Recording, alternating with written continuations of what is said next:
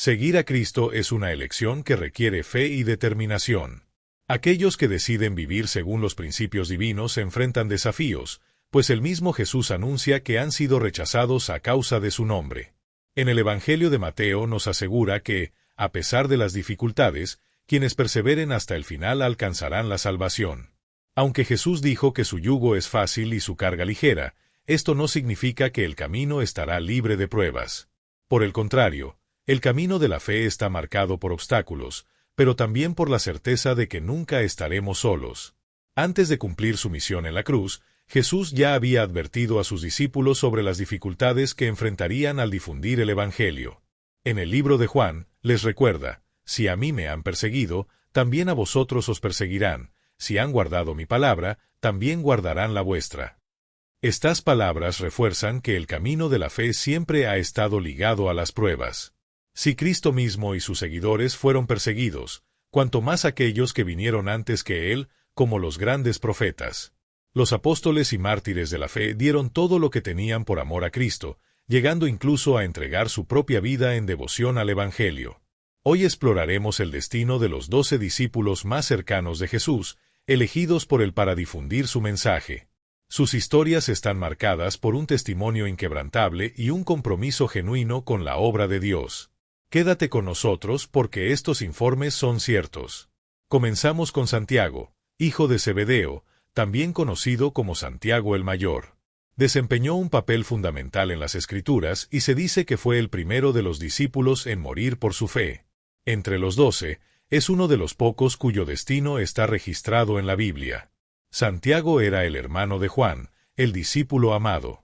Su llamado llegó mientras él y su padre estaban remendando redes de pesca en las orillas del mar de Galilea. Ese mismo día, Jesús llamó también a Simón Pedro y a Andrés para que lo siguieran.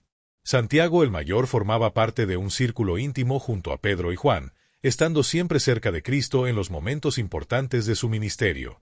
Santiago el Mayor estuvo presente en momentos importantes del ministerio de Jesús. Fue testigo de la transfiguración de Cristo, cuando aparecieron Moisés y Elías, y oyó la voz de Dios declarando al mundo que Jesús era su Hijo amado. Además, acompañó al Maestro durante su agonía en Getsemaní, siendo testigo de la profunda aflicción de Cristo mientras llevaba el peso de los pecados de la humanidad. Según el libro de los Hechos de los Apóstoles, 12:1-2, Santiago fue ejecutado por orden del rey Herodes Agripa I. El relato bíblico menciona que Herodes inició una persecución contra los seguidores de Cristo y la intención de hacer matar a espada a Santiago, hermano de Juan. Aunque el texto no aporta una fecha exacta, la tradición cristiana señala que este acontecimiento ocurrió alrededor del año 44 después de Cristo, convirtiendo a Santiago el Mayor en el primero de los apóstoles.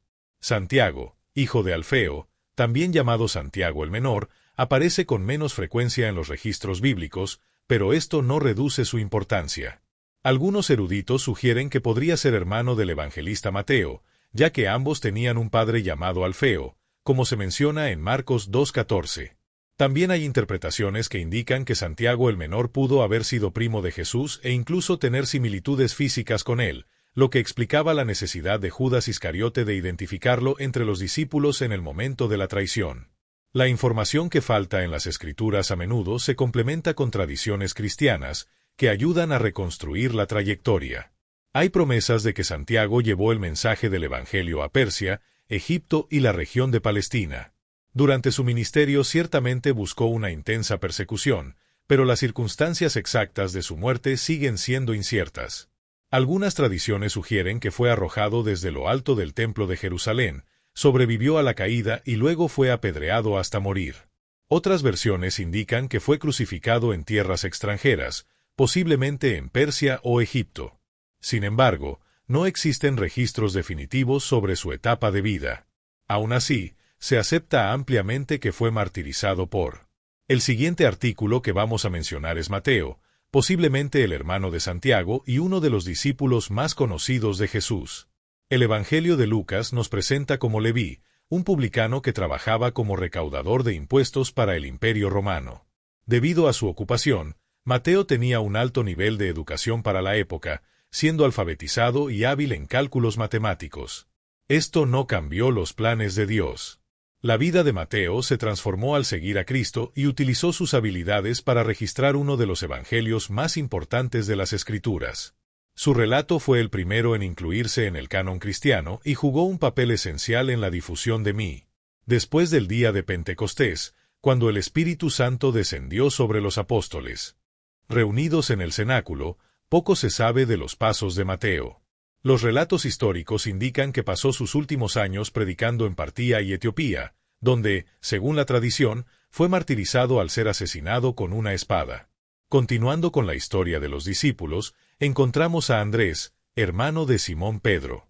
Como se mencionó anteriormente, Jesús lo llamó mientras pescaba en el mar de Galilea. El Evangelio de Mateo, 4, 18-19, describe este momento decisivo cuando él y su hermano abandonaron su antigua ocupación para convertirse en seguidores de Cristo y pescadores de hombres. El profeta, que era primo de Jesús, fue testigo del momento en que el Espíritu Santo descendió sobre Cristo durante su bautismo en el río Jordán. Esto no representa una contradicción entre los evangelios, sino más bien una complementariedad entre los relatos. Los hombres que una vez consideraron a Jesús como el Mesías, enviado por Dios, fueron más tarde llamados a servirle, convirtiéndose en apóstoles dedicados a la misión divina. Aunque las Escrituras no registran directamente el martirio de Andrés, la tradición cristiana preserva su historia como una de las más conocidas. Se cree que llevó el mensaje del Evangelio a Macedonia, en la actual Grecia, y que fue martirizado en la ciudad de Patras. Condenado a la crucifixión, Andrés pidió no morir de la misma manera que Cristo, considerándose indigno de ese tipo de muerte. Por tanto, su cruz habría sido construida en forma de X, símbolo que, hasta el día de hoy, se conoce como la cruz de San Andrés. Su hermano, Simón Pedro, también tuvo un destino marcado por el sacrificio. Al igual que Mateo, recibió un nuevo nombre dado por Jesús, que refleja su misión entre los discípulos. En el Evangelio de Mateo, 16,18-20, Jesús declara: «Tú eres Pedro, y sobre esta piedra edificaré mi iglesia, y el poder de la muerte no prevalecerá contra ella. Yo te daré las llaves del reino de los cielos. Todo lo que ates en la tierra quedará atado en los cielos, y todo lo que desates en la tierra quedará desatado en los cielos». Pedro estuvo presente en momentos cruciales de la vida de Jesús. Fue testigo de la transfiguración, acompañó a Cristo durante su agonía en el huerto de los olivos, y en medio de la persecución, lo negó 3 veces. Sin embargo, su pretensión era profunda y cumplió fielmente la misión que le fue confiada. Después de Pentecostés, Pedro fue el primero en predicar un sermón y, junto con Juan, realizó el primer milagro descrito en las Escrituras.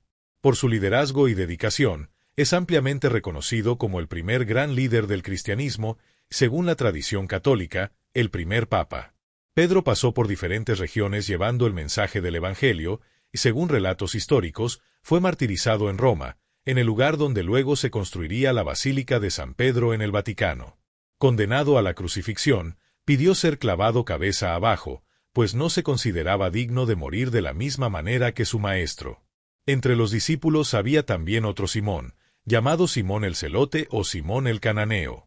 Su nombre aparece en la lista de los 12 apóstoles en pasajes como Mateo 10:4, Marcos 3:18, Lucas 6:15 y Hechos 1:13.